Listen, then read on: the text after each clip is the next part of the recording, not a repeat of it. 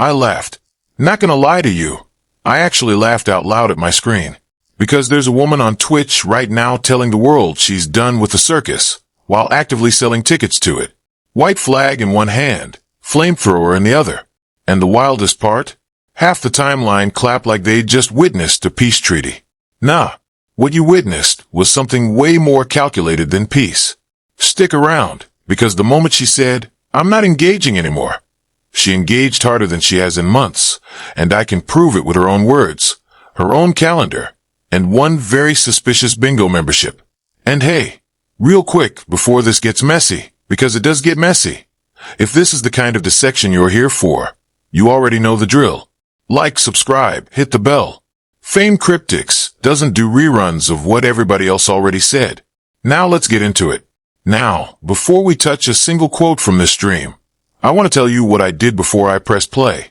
Because I don't watch these streams like a fan anymore. I watch them like an auditor. I pulled up her last 5 broadcasts side by side. The thumbnails, the titles, the clip counts, the chat velocity, and I want you to hold one number in your head before we go any further. Every single stream in the last 2 months that mentioned this family, directly or by silhouette, outperformed every stream that didn't. Every one. That's not an accusation. That's just the spreadsheet talking. So when I tell you this week's stream was framed as an escape from the drama, understand what that frame is sitting on top of. An exit announcement in this economy is not an exit. It's a season premiere. And the setting matters more than people realize. This wasn't a studio.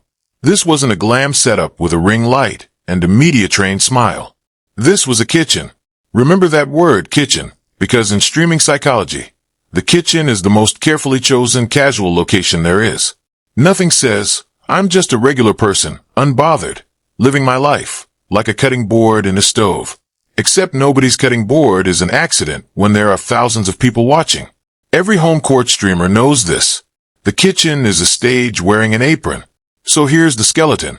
Jaidyn Alexis, mother of Blueface's 2 oldest kids, rapper, and lately, full-time Twitch streamer, went live from her kitchen this week, cooking her second dinner of the night. Asparagus and salmon, best friend and Twitch manager Sam right beside her. What was framed as a chill IRL cooking stream turned into a 2-hour address, where she touched Karlissa, Nevaeh Akira, Chrisean rocks Orbit, a Vegas altercation, Ace from Love Island, Beyonce, and a plan to dress as a stud and go Mac on women in West Hollywood. All of it. One stream. And the headline she's pushing through it all. She's tired. She's over it. Sure. Let's just sit in the actual words for a minute, because the words are doing gymnastics.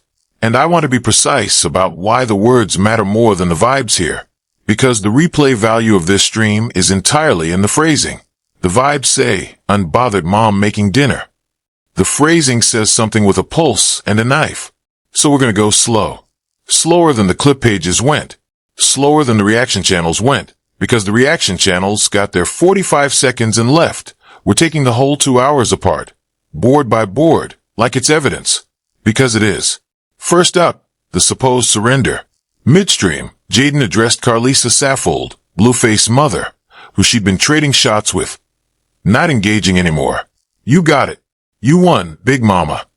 And then, without breathing, we're not about to sit here and argue with the elderly. Go play bingo on me this week. Okay, so that's not a white flag. That's a white flag with your initials bedazzled on it. Waved directly in the other person's face. She even doubled it. Her and Sterl can go play bingo on me this weekend. All on me. I got it. I'll get them the whole monthly membership. Now I need you to notice something about the mechanics of that sentence that almost nobody clocked. You won, Big Mama. 3 words of surrender, followed by 40+ words of continued engagement. Count the ratio. In any real surrender, the surrender is the long part, and the aftermath is silence. Here, the surrender is the headline, and the aftermath is the article. That's not how people quit things. That's how people rebrand things. Boxers who retire for real don't announce it mid-combination.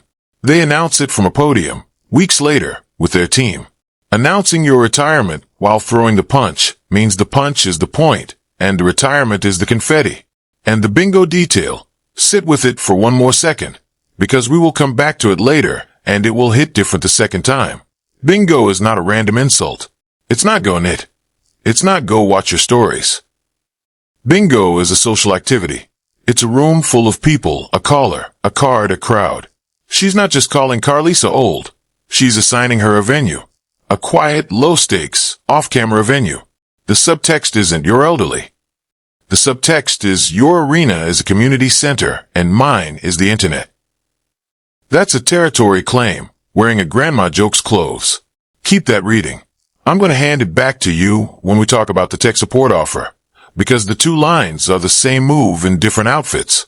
And then, this is the one I had to rewind. She pivoted to offering tech support. I'll still set your streaming stuff up for you, so you don't have to call the best by people for it. You'll look better talking stuff about me when I set it up, right? Wild. Just wild. Because on paper that's generosity. Out loud. In context, that's a woman reminding her ex's mother who the professional in the family is now. That's not a peace offering. That's a scoreboard. And here's the layer under the layer, because this line deserves the full forensic treatment. She didn't just offer help. She narrated the help's visibility. You'll look better talking stuff about me when I set it up. Read that again. She is openly acknowledging, on camera, smiling, that Karlissa will continue to talk about her, and that when she does, the production value of the attack will be courtesy of the target. That's not naivety. That's a woman describing out loud the exact symbiosis this entire ecosystem runs on. The feud needs both sides functional, both sides watchable, both sides lit properly. She didn't offer Karlissa equipment. She offered to improve the quality of her own opposition's content. Nobody in this family wants the other side to actually stop talking. Stopping is the one move nobody can afford. And she just said that part out loud, wrapped it in a joke, and the chat spammed laughing emojis instead of hearing it. I also want to flag the best by reference, because it's doing quiet work, so you don't have to call the best by people. That's a specific, visual, slightly humiliating image. An older woman on the phone with customer support, confused, waiting on hold. One sentence, and Karlissa is no longer the intimidating matriarch of the Porter family. She's a customer in a queue. That's not an insult thrown in anger. Anger grabs the nearest object. That line was selected. Somebody who thinks in clips thinks in images, and that image was chosen for maximum shrinkage. Then there was the family update, delivered soft, almost rehearsed in its normalcy. The kids are doing good. School regular program. They actually both start soccer next Wednesday. Jonathan Jr., she's still deciding on flag football versus soccer with him, and little Journey getting a trial run.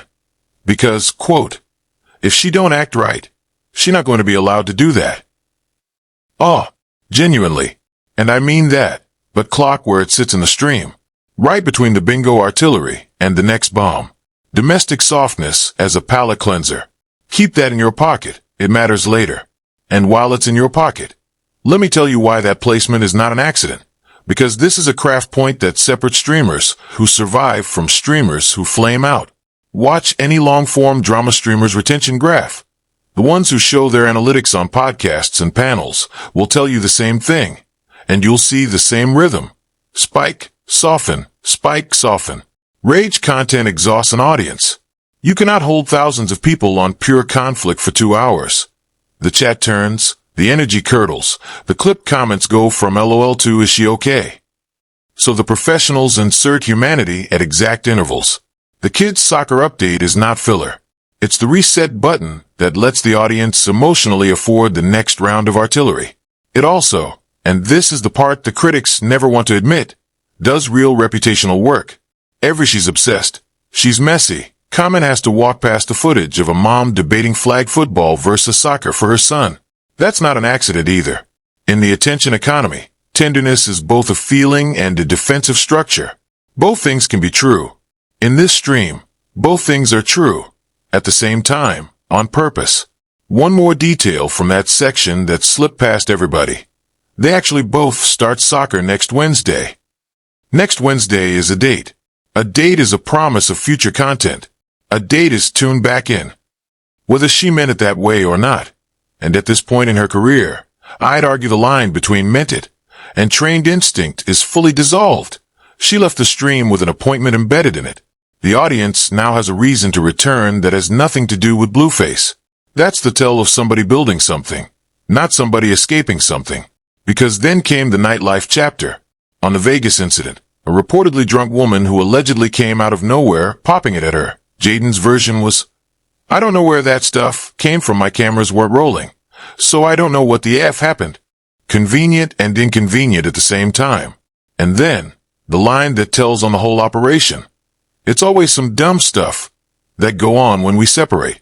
That's why I'm not separating no more. Meaning her and Sam move as a unit now. Security in the form of a best friend. Remember that sentence too. I want to spend a minute on "my cameras weren't rolling." Because of everything she said in 2 hours, that might be the most quietly revealing phrase of the night.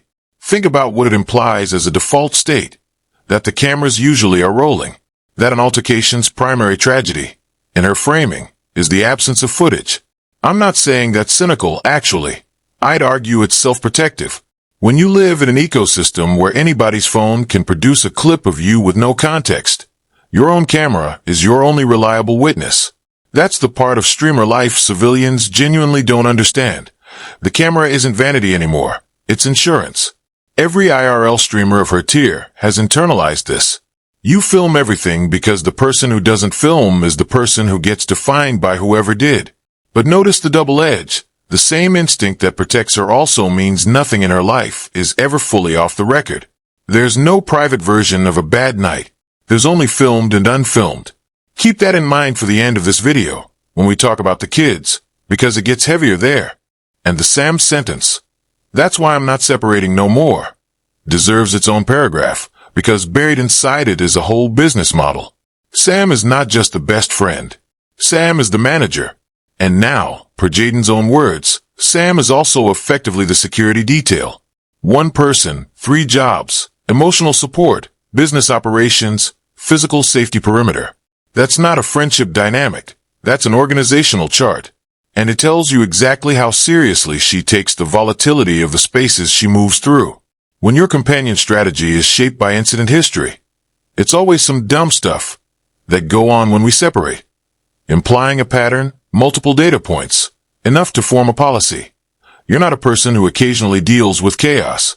You're a person who has built protocol around expected chaos. That's the life. And she described it the way you describe car insurance. Routine. Which is, honestly, a little haunting when you say it out loud.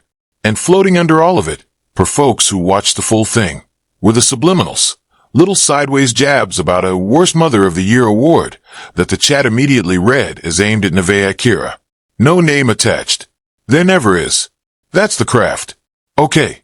Now weave it. Because none of this happened in a vacuum. And the calendar is honestly the loudest thing in this story.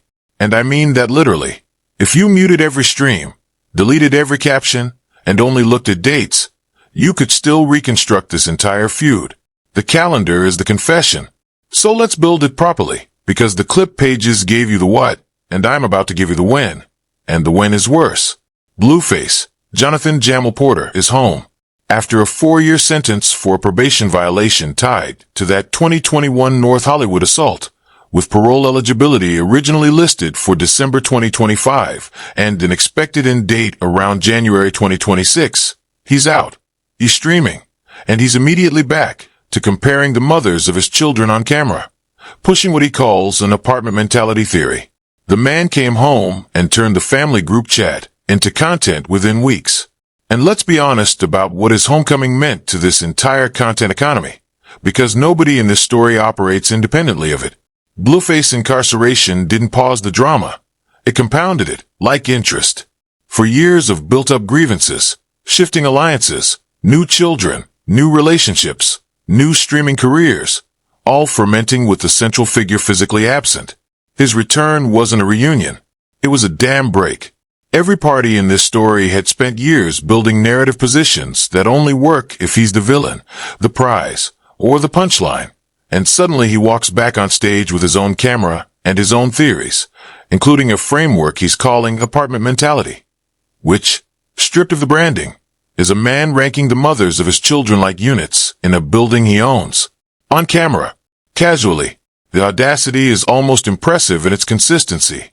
This is the same instinct that turned his personal life into appointment viewing before prison, and prison didn't dull it. If anything, it concentrated it. He came home to find that everybody in his orbit had leveled up their streaming operation in his absence, and his response was to immediately become the sun again. Watch how every planet we've talked about adjusted its orbit within days. Meanwhile, the Nevaeh Akira pregnancy, announced on Twitch by Blueface and Nevaeh themselves, is the context hanging over every subliminal Jaidyn lobs.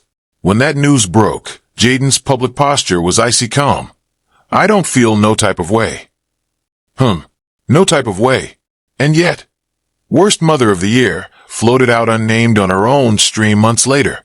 Those two things don't sit in the same house comfortably. One of them is the mask and one of them is the face. And honestly, hold on, back up, because this is the part.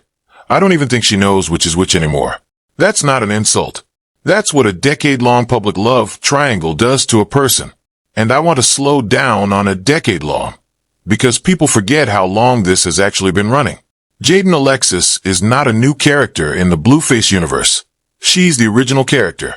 High school, before the fame, before the face tattoos, before the reality shows, before Twitch existed as a career path for anyone in this story. She's been in this orbit longer than some of the audience has been on the internet.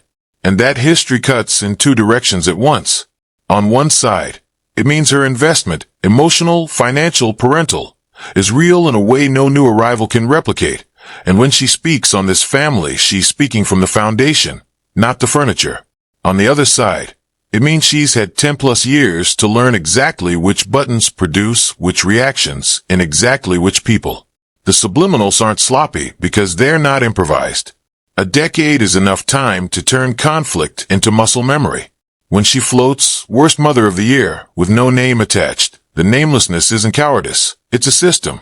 Name jabs get flagged, clipped with context, used in custody-adjacent arguments, quoted back at you in court-adjacent spaces. Unnamed jabs get all the heat with none of the liability. That's not a woman who can't control herself. That's a woman who controls herself. So, well, it looks like losing control. Remember that distinction. It's the whole video. And Chrisean rock is the third leg of this forever stool. Days after Blueface release, Jaidyn and Chrisean were already at it, with Jaidyn accusing Chrisean of threatening her, calling her a dumb broad in the exchange. Before that, when videos of Blueface and Chrisean hanging out post-release went viral, Jaidyn entered the chat with her thoughts almost immediately.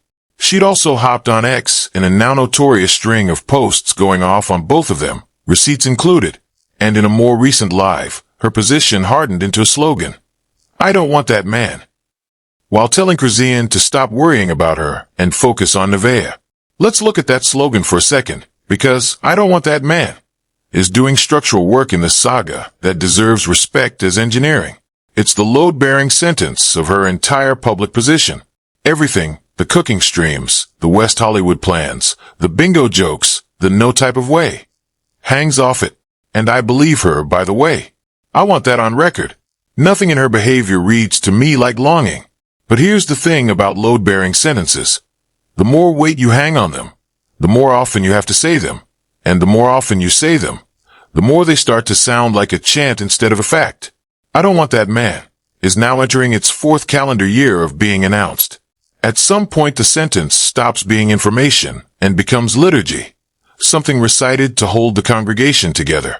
And notice the second half of the construction. She didn't just renounce him, she reassigned him. Focus on Nevaeh. That's not closure. That's traffic direction. She's still the one standing at the intersection pointing cars where to go. Also worth noting, because the pattern matters more than any single event. Look at the response latency across this whole timeline. Videos of Blueface and Chrisean go viral. Jaidyn responds almost immediately, per the Shade Room's own framing. Karlissa takes sides publicly, stream within the news cycle. Nevaeh pregnancy announced, public posture established, while the announcement is still warm. The through line isn't anger, it's speed. She has built one of the fastest reaction pipelines in this entire content ecosystem, and speed is the scarcest resource in the clip economy. The first response sets the frame. The second response is commentary on the frame. She is never the second response. Ever. That's a professional standard disguised as impulsiveness. And it is the single most consistent behavior across every phase of the story. So lay it flat. Blueface comes home, Chrisean link-ups go viral, Nevaeh pregnancy, Karlissa publicly takes sides, and now Jaidyn goes live to announce she's done engaging for 2 straight hours engaging. The timing isn't random. The timing is the product. Now let me put the glass over a few fragments, because the small stuff is where the truth hides. Fragment 1, the bingo offer. Look at the structure of that bit, not the joke. She offers Karlissa a paid membership, the whole monthly membership, and then offers to set up her streaming equipment so she don't have to call the Best Buy people. Read that again slowly.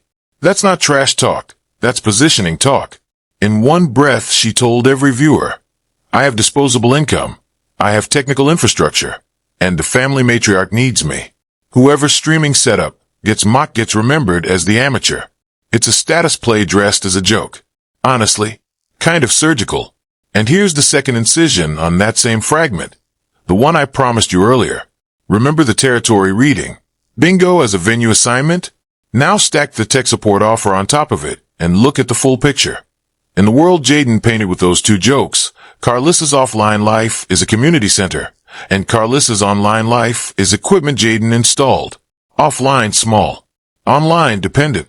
That is a complete map of subordination drawn entirely in punchlines. There's not a single explicit insult in either sentence. You could read both to a focus group, and half of them would call it generous. That's the technology here. Plausible generosity, functional disrespect. And it scales beautifully for clips, because the clip pages can run it under a LOL she said what headline while the subtext does its quiet work in the comments. Surgical doesn't even cover it. That's laparoscopic. Fragment 2, the stud for a day plan. She told the chat half her audience wants to see her dress as a stud, snapback, baggy pants, taped down, painted on lineup, and go pull women in West Hollywood. When chat pushed back, her response was instant. Now that you said no, I'm going to do it even more now. Actually, I'm doing it tomorrow. There's a behavioral tick there worth naming. Defiance as a content engine. Every don't becomes a watch me. And every watch me becomes a stream. And every stream becomes a clip farm. She's not ignoring her haters. She's farming them. Reluctant respect from me on that one. It's effective.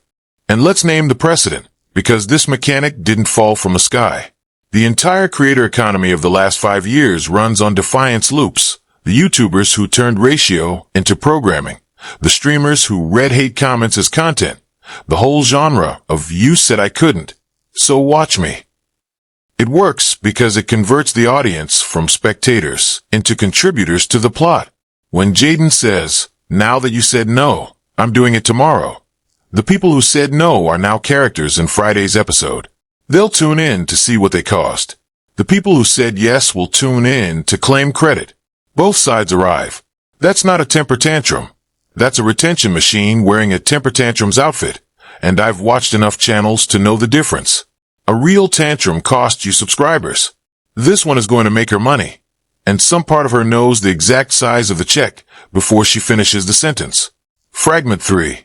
Beyonce know me her people. I'm not even going to touch whether that's true. What's forensically interesting is why it left her mouth. In a stream supposedly about being tired of the circus, she casually name-checked the most protected brand in music. And the Jay-Z and Beyonce comparisons had already been floating around her and Blueface for months. She knows exactly what a Beyonce mention does to the algorithm. That wasn't a slip. That was chum in the water. And can we appreciate the structural joke of it? A 2-hour address on the theme, I am exiting the drama, that contains a Beyonce name drop, a Love Island reference, a Vegas incident recap, and a bingo membership offer is not an exit from anything. That's a block. That's a lineup. Nobody leaving the circus books for more acts on the way out the tent. The content-to-claim ratio in this stream is the single most damning statistic in the whole story. And it's not even close. By my count, the actual I'm done material runs maybe 90 seconds. The other 118 minutes are the things she's done with. I'll let you do that math at home. Now, how did the room cover all this? Depends which room you're standing in. And the differences are the story. XXL framed Jaidyn's earlier explosion as a receipts moment. Goes off. shows receipts. Anger with documentation, the scorn party filing exhibits. Complex framed the same feud as an accusation story. Threatening. Dumb broad. Danger-forward language. The Shade Room, meanwhile, packages her as a reaction. Jaidyn Alexis reacts. Perpetually responding, never initiating. 3 outlets, 3 Jaidyns, the plaintiff, the accuser, the echo. And before you pick your favorite frame, understand that all 3 are business decisions before they're editorial ones. XXL sells to hip-hop heads who want the bar breakdown energy of a feud. So Jaidyn becomes a battler with exhibits. Complex sells tension and stakes. So Jaidyn becomes a flashpoint. The Shade Room sells the scroll. And the scroll's favorite verb is reacts, because reacts implies there's always a next installment, and you'll need to be there for it. Nobody in that chain is lying. They're just cropping. Each outlet holds up the same woman and cuts out the version their audience will click, which means the real Jaidyn, if that phrase even means anything after a decade in this machine, exists in the seams between 3 profitable distortions. And she knows it. Watch how she feeds each frame something usable. Receipts for XXL, conflict for Complex, reaction speed for the Shade Room. She's not covered by the media. She's catering it. And here's the counter-narrative, the one I see in every comment section. So let's give it its fair shake. She's obsessed. She says she doesn't want him. She says she's over the circus. So why is she still talking about all of them? Why can't she just move on and stream her little cooking show in peace? I hear that. Genuinely. For one beat it holds. Then it collapses, because moving on in peace is not an available option in her economy. Her audience was built inside this triangle. Her streaming career, the manager best friend, the IRL format, the clips, is monetized adjacency to Blueface chaos. Asking Jaidyn Alexis to stop talking about this family is asking her to demolish the stage her house payment sits on. She can't exit the circus. She's contractually, algorithmically, financially one of its main attractions. The bingo jokes, the unnamed Mother of the Year jabs, the West Hollywood stunt. That's not a woman failing to move on. That's a woman feeding the machine that feeds her, while performing exhaustion for plausible deniability. And I want to be fair in the other direction too. Because the pro-Jaidyn counter narrative exists, and it's not nothing. It goes. She was here first. She didn't choose for any of this to become public. The man at the center of it built his entire brand on broadcasting his relationships, and she's simply operating in the marketplace he created, with her own kids in the picture. And there's real weight in that. If your ex turned your private life into a public asset, is monetizing your side of it exploitation or restitution? Honestly, I go back and forth, because both framings describe the same streams, the same clips, the same checks.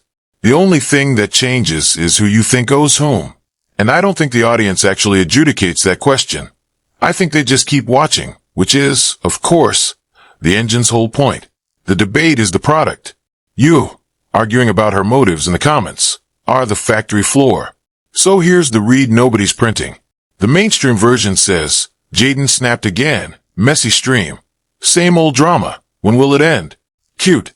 Wrong tense. What I actually watched was a masterclass in manufactured retirement. Think about what "I'm tired of the circus" does as a statement. It repositions her from participant to victim. It makes every jab that follows deniable. I said I was done. They keep pulling me back. It pre-forgives the next 6 months of engagement. And it tests beautifully with the exact audience that pays her. The fans who want her to be the classy one who could leave, but keeps getting dragged back in. She didn't step out of the circus. She promoted herself. From performer to the long-suffering ringmaster who claims she hates the job while counting the gate. And this move has a genealogy, by the way. Manufactured retirement is one of the oldest plays in entertainment. The farewell tour that never ends. The fighter who retires between contracts. The rapper on his 5th final album. The mechanic is identical every time. The announcement of exit is the engagement event. The difference here is scale and speed. A farewell tour takes 2 years to monetize. A kitchen stream takes 2 hours, and the clips are paying out before the salmon's cold. She didn't invent the play. She just ran it at internet velocity, in an apron, with a bingo punchline. That's the part I'm reluctantly in awe of. Not that she did it, but that she did it casually. The old version of this move required a press conference. She did it between stirring and seasoning. And the Karlissa chapter is the tell. Reportedly, this all reignited when Karlissa publicly took sides in the Nevaeh situation, and the Shade Room clocked the professional split, turning personal. But watch what Jaidyn did with it. She didn't fight the mother of her children's father like an opponent. She infantilized her. Bingo. Elderly. Tech support from Best Buy. That's not anger. Anger is sloppy. That was deliberate status demolition, delivered with a smile, on a stream she knew would get clipped. Some jabs in that stream were cutting. Some were almost sweet. And at least one, offering to pay the membership herself. All on me, I got it. Was so dry it took the chat a full minute to realize it was the meanest thing said all night. Meanwhile, and this is the part that got quiet for me, real talk. In the middle of all that artillery, there was a woman genuinely excited that her son picked soccer over flag football. That was real. I think most of it is real. That's what makes it work. And that's what makes it a little sad. The realest moments are also the best content. And after enough years in this machine, I don't think the person inside can always tell which one she's doing. Maybe she can. I'd love to be wrong about that. But I'm probably not. And let me tell you why I'm probably not. With one more observation I couldn't shake. Go back to the camera's line. My cameras weren't rolling, so I don't know what happened. She described a real-life altercation, off-stream, and her framing of her own memory was footage-dependent. No tape, no certainty. That's the tell of a mind that has fully merged the record with the reality. When your own life only counts if it's archived, the archived version eventually becomes the version you remember. I'm not diagnosing anybody. I'm describing what a decade of living this way does to any human brain. Hers, mine, yours. The machine doesn't just monetize your life. Slowly, quietly, it starts being your life. And the kitchen, the apron, the salmon, the soccer practice, is the last room where the two versions are still visibly overlapping. That's why the tenderness in this stream hits so hard. You're watching the overlap in real time. You're watching the last room with a door. Now forward. Because this story has legs, and I can see 3 tracks from here. Watch how the West Hollywood stud stream lands, because that's the near-term move. Expect clips engineered for maximum shareability. Her raising women, the painted lineup, the defiance arc paying off on camera. If it hits, it becomes a recurring format, and every format is a moat between her and the Blueface baby mama label. Don't be shocked when that's the clip that finally out-travels the drama clips. She's clearly betting it will. And watch the second-order effect of that bet, because it's the most interesting business question in this whole saga. Can her format survive without the family? Right now, the drama clips are the customer acquisition, and the personality content is the retention. The West Hollywood stream is a test of whether the retention can become the acquisition, whether people will click on her, not on who she's adjacent to. Everybody in this ecosystem eventually faces that exam. Most fail it. The ones who pass stop being characters in somebody else's story and become the story themselves. She's clearly studied for it. The defiance engine, the date-embedded promises, the kitchen stage framing. Those are all tools that work without a single Blueface mention. This stream looked like the beginning of the transition. Keep the drama clips flowing to hold the base, while quietly building the formats that outlive it. If that's the real play, and I think it is, then I'm tired of the circus. Was never a lie and never a surrender. It was a pivot announcement, dressed in the only costume her audience would accept. The table flip path runs through Karlissa and Nevaeh by the next family flashpoint, and with Blueface home, streaming, and stirring, the next one is already scheduled. Expect the bingo bit to come back around as a callback war, and expect Nevaeh to stop eating unnamed jabs quietly.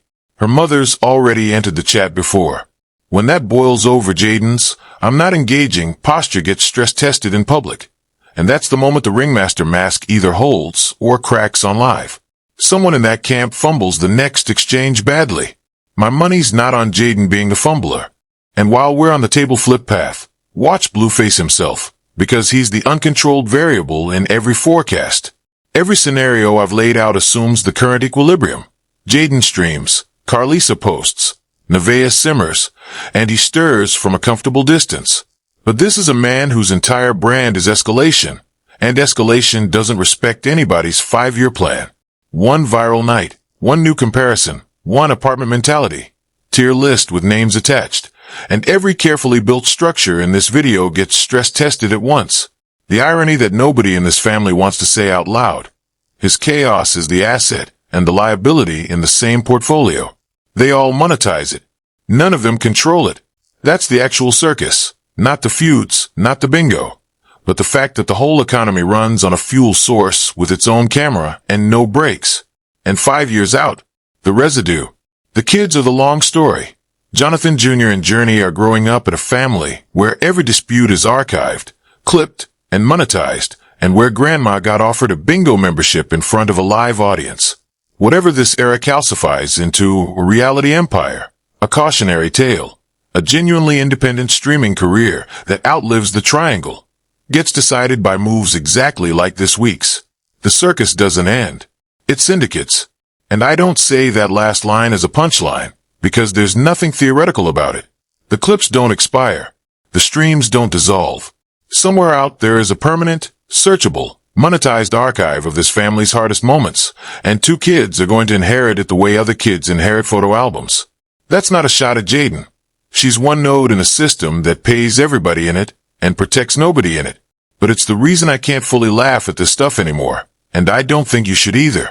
Laugh at the bingo bit. It's genuinely funny. It's surgically funny. And then remember that the audience for the joke included the people the joke is about, and always will. The syndication isn't coming. It's the business model. It already renewed itself while you were watching this video. Somebody screenshot this paragraph and bring it back to me in 2031. Alright, you sat through the whole autopsy. So I want the argument. Was the bingo bit harmless joking? Or the coldest status play of the year? Did she mean I'm done? Or did she mean watch this? Get in the comments and fight about it. I'm reading all of it. Like the video if this earned it. Subscribe if you haven't, and ring the bell. Because when that West Hollywood stream drops, Fame Cryptics is already seated. Front row. No book open. Y'all know where to find me.